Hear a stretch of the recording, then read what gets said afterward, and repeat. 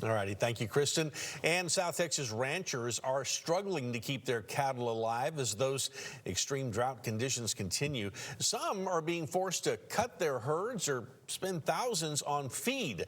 Our Michael Gibson has details from Brooks County, where he says it is bone dry.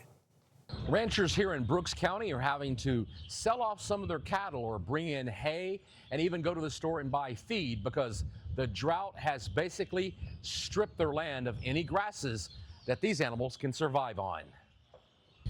People don't really know what it takes, to get the meat on the table. Only two. Alonzo Barrera says his family has ranched this land for more than 100 years. This year, he put up 300 bales of hay.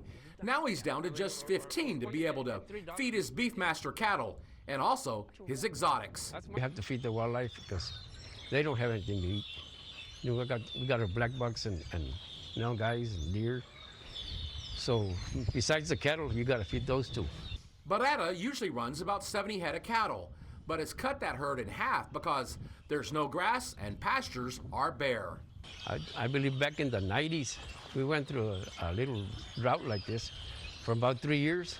Ag Extension Agent Nick Gatta says ranchers across the county are facing the same decision: sell cattle or keep paying for feed.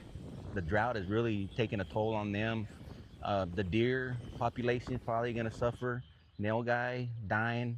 We're going to have a big die-off if we don't get any rain really soon. Veterinarian and rancher Glenn Wilkinson says hay is getting harder to find and more expensive. You got to have a deep pocket and a lot of hay, and we're having to get hay from further and further away.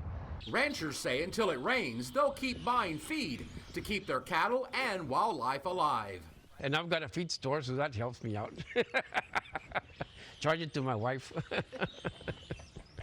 And that's not exactly a bad deal, and one he's going to have to keep taking advantage of for quite some time.